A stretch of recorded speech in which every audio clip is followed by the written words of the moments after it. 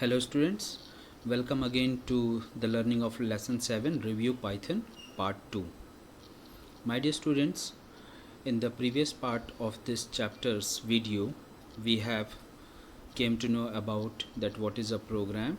It is a set of instructions written in order to achieve a task from the computer, and we have understood about the Python programming language. It is a high level language, the various features of Python. We came to know that how we can install Python in our computer system, what are the different working modes of Python, that is the interactive mode and script mode. Interactive mode is like this. It will open in the form of Python's shell, and it will give you a Python prompt which is 3 greater than symbols. So in front of this Python prompt we write some instructions, and when we press enter we instantly get the output of that written instruction. Here we can give mathematical instructions or we can give Python commands, one command at a time, and accordingly the command we can get the output instantly on this Python shell window. The script mode is another mode of Python working. In this mode we write the whole program, and all the program in form of various statements, and that is saved into a form of a Python file, Python program file. By using the file menus we can open or create new file, and in the script mode only we'll get the run window from where we can choose the run module command to run our program files. Later on we come to know about the print function, that this function is used for giving outputs in the program. So this function can print a message as well as a variable's value, and there are some escape sequences we can use in the print function, that is the comma, /n and /t. Comma for separating two different values, /n for separating two different values on different lines, and tab /t is used for a big space between the values. We all came to know with the help of practicals.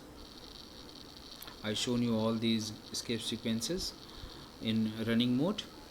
Then we come to know that we can use ideally as a simple calculator. We can give simple mathematical instructions and the resultant output instantly.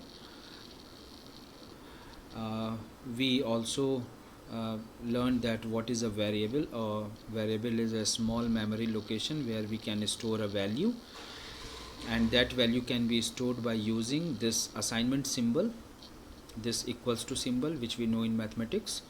Here it is known as assignment operator. You can see a is equals to 10. It means 10 will be stored into a, 20 will be stored into b, and a into b's result will be stored into c. So in this way we can use a variable to store a value, particular value into that. There are some certain rules also for naming the variables, like a variable name starts with alphabet, or it can have an underscore symbol. It can start with an underscore symbol also. It can have digits but cannot start with a digit. It cannot be on a keyword name. Keyword, I told you, the predefined Python words are known as keywords, like print, and other keywords are there like int, float, string. All these are keywords. So you cannot keep a variable name on the keyword names. You cannot add a space into the variable names. Your variable name can be of any length, and it is case sensitive, means capital letters and small letters are different. After then we come to know about the data types. Data types are the techniques which represents the specific type of data. There are 3 data types we can use in Python programming. For number type of data we can use int, for decimal number type of data we can use float, and for alphanumeric data we can use string data type. Now let us know about the type function. My dear students, type function is a very interesting function. It lets you know about the data type of the value you entered as an argument in this function. So whatever value you will provide under the brackets of this type function, the Python will return its particular data type name. So let me show you how we can do that. So first of all, let us first open Python. To open Python, click on ideally Python. In few time it will open the Python ideally. Yes, it is opened. Now in front of the Python prompt I am writing type and a type of value, that is hello. Press enter. So you can see it is showing that it is the value is belonging to the class string str. Now let us provide other value for say a number 100. So you can see now Python is showing the output as class int. It means that this value is belonging to int data type. So this function is used for printing the data type of that particular value which we provide into the bracket of type function. The next function is the input function. Input function is used for accepting input from the user, from the keyboard. So you can use this function to take values from the user. This function takes one argument, that can be the message, and that value which is given from the keyboard, the input function takes that value in the form of a string and stored into the resultant variable which is specified. So now A is holding a value which will input by the user with this particular message. Let's see. After then further you can, when print the value of A with the help of print function, it will print the value of A. So let us see this. Input, enter your name. So this time it let me to enter the name, but name is nowhere stored. I did not mention the variable name. So let's once again type the input function with a variable.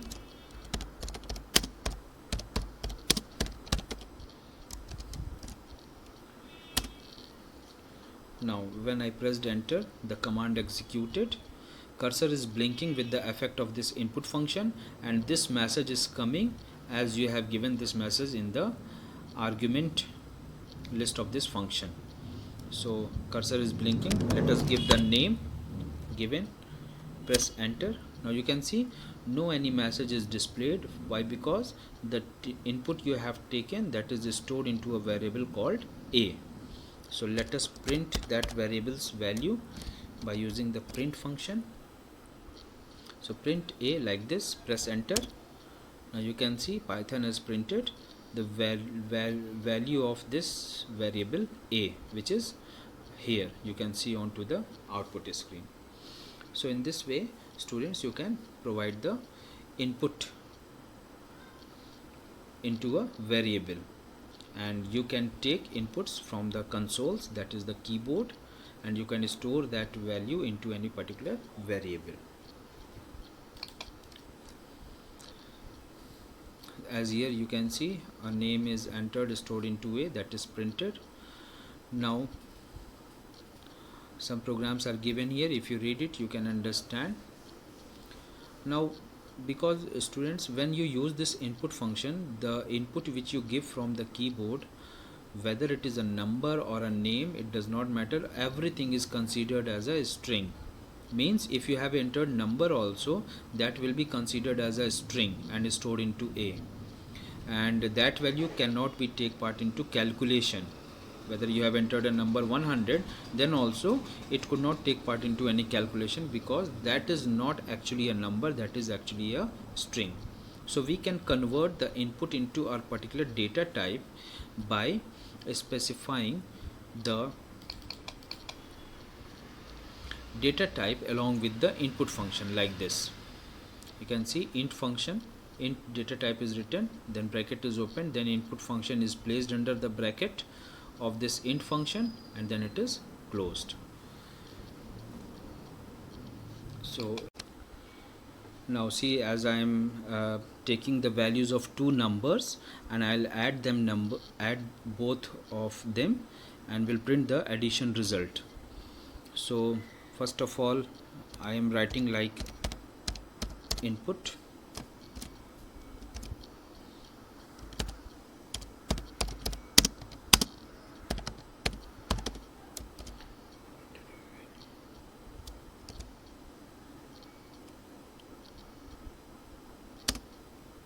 so I am giving 12. Now next time I am writing b is equals to input to second number. Now it is asking for the value. I have given this time 20. So one value I have entered, that is 12, that is stored into A. Another value 20, that is stored into B.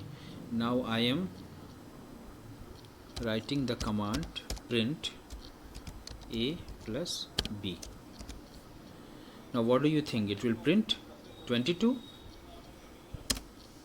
No, it has printed 12 and 20. That is actually the value of A and B, that is added together, all together, with the help of this plus operator. Here plus operator is considered A and B as a string value, so it joined them together and printed onto the output shell. Now this is why, because input function is taking the input in the form of a string. Now let us again giving the values. A is equals to, first of all, int, then input. This time I am only giving as message A, or let give the full message, value. So this time I have given 12 again. Now B is equals to int input, enter second number. I've run this. This time again I've given 20 and stored. Now the same instructions I have given, but one minor change I have done in this statement, that is placed the int function and the input argument under the int function. So it will take the input first, and whatever the input user will give, that will be converted into the integer value and then store into A. In the same way, here the input will be taken, converted into int with the help of this int function, then it will be stored into B. Now if I'll write print A plus B, enter, so you can see now A and B are considered as number values and they are added. So this time output is 32. So I think now you have understood the procedure of taking inputs. Simply, if you have written input, the input value will be a string value. If you want to convert that string value into any other value, so you have to write that particular data type here, int or float or bool, likewise that. So let us back to the chapter.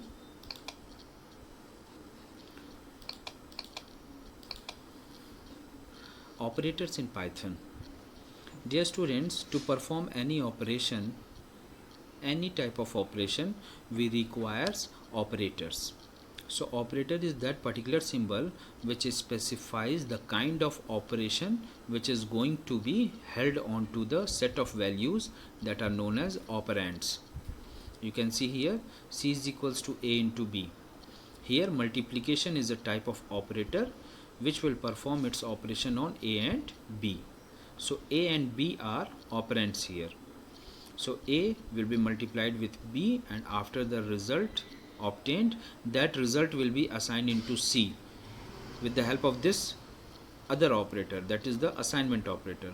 So here assignment and multiplication, two operators are working with three different operands, that is C, A and B, and overall it will be known as a expression. So operators are used to perform different operations: arithmetic, relational, and logical.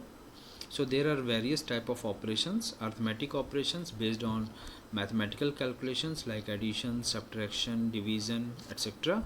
Relational operation is operation like a comparison type of operation where the result is not a number, the result is in form of true and false. And likewise the logical operators also, they also perform some logical test onto the operands and returns the result in true or false. So let us know the different kind of operators we can use in Python.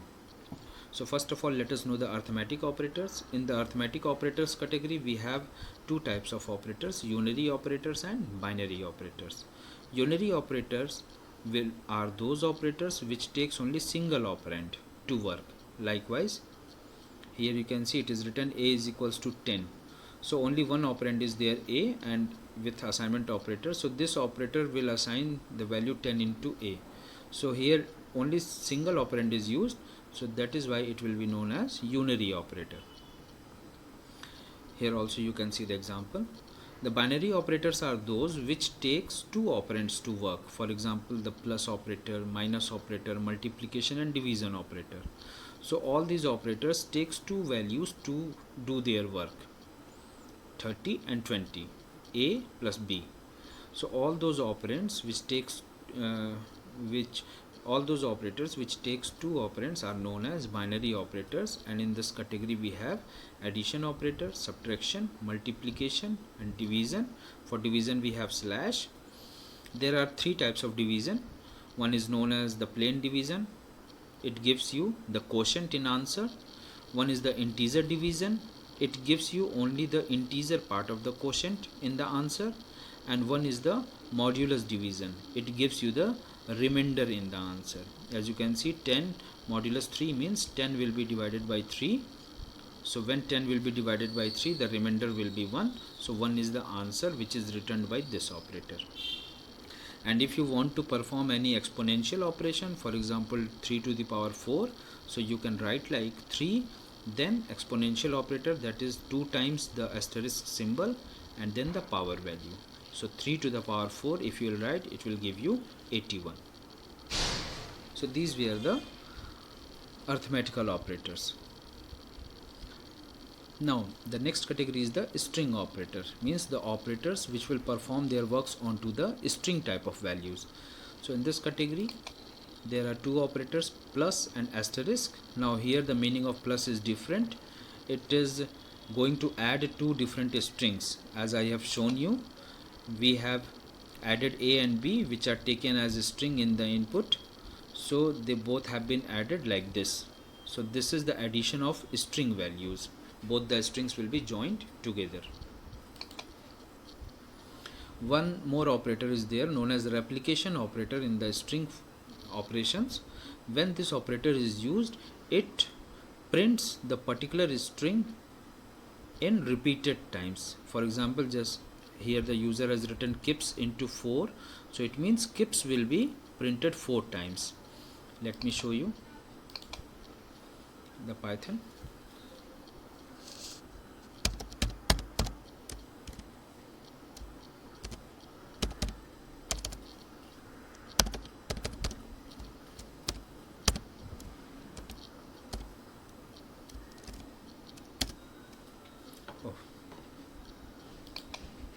Sorry, I've written the syntax in wrong manner.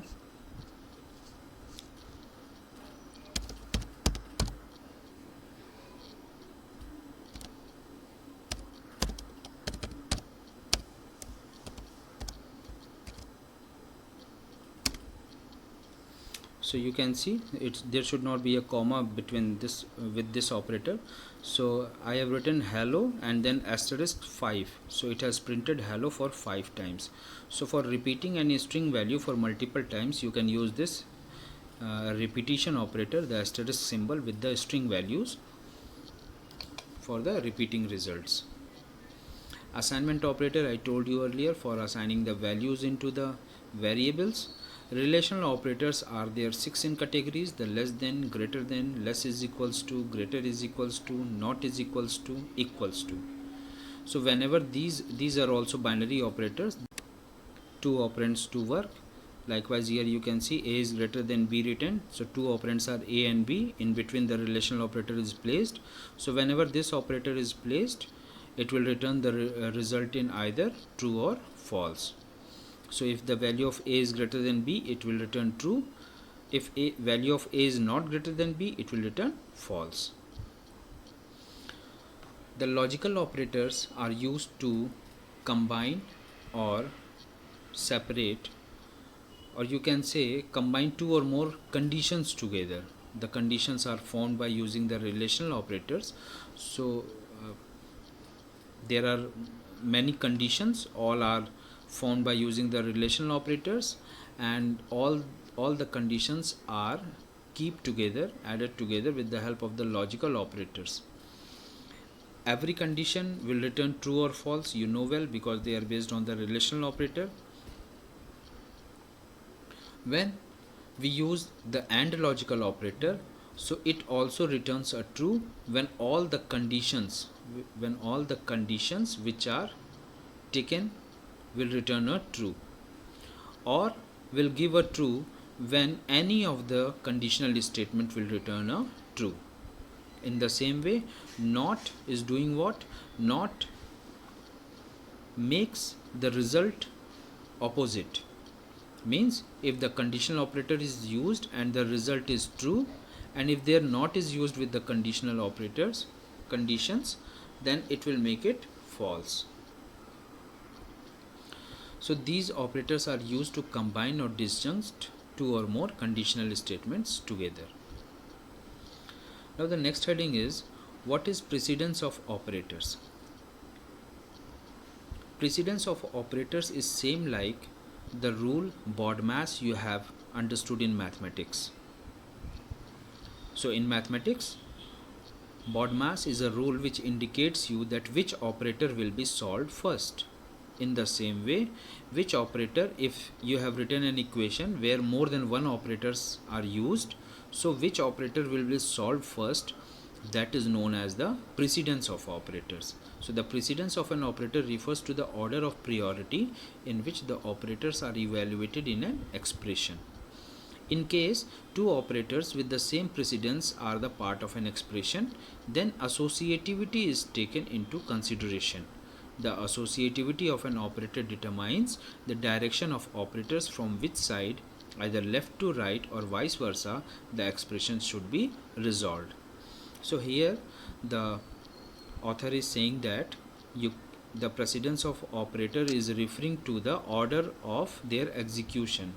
So for example, if there is an execution where plus, minus, greater than, all these operators are used, so according to this chart, plus and minus activities will be conducted first, and in which the plus activity will be conducted first, then the minus activity, subtraction activity, after then any type of relational activity will be conducted, because in the table plus and minus operators are priorly stated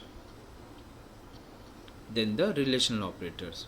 So because in the table plus and minus are stated first, so they will be solved first, and relational operators will be solved later on after the plus and minus operations.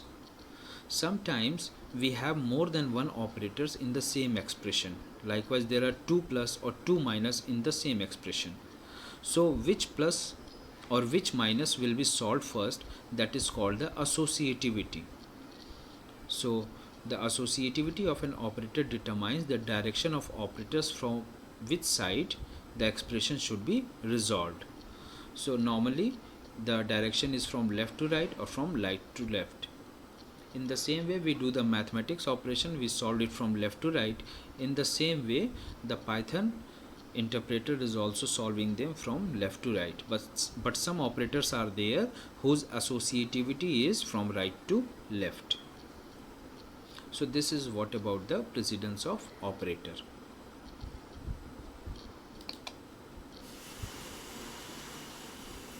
Comments in Python. Comments are the statements that are added to a program with the purpose of making the code easier and understand. Compilers and interpreters generally ignore comments during the execution of the program. So comments are, simply just understand like that, comments are those statements in the program which are not going to take part in the execution, means which is not going to be converted into machine language. That is called a comment statement. And you can make a line into your program as a comment statement by using the single line comment or multi-line comments symbols. The single line comment symbol is hash symbol, and multi-line comment symbol is 3 times the double quotation symbol.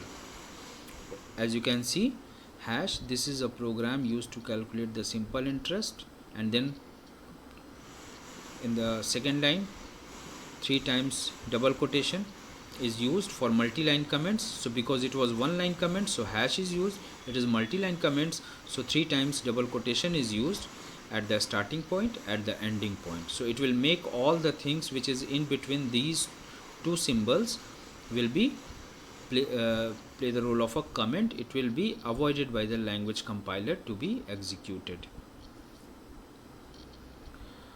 I'll show you when we'll make the program how to make comments in the program. So in this part of the video, up to here only. In the next part we will discuss on the control structures. So my dear students, read the chapters, the topic which we have discussed in this part once again with your own, and learn and read the next topics also, so that you can understand it well when I will explain it to you. Till then students, stay home, stay safe. Thank you.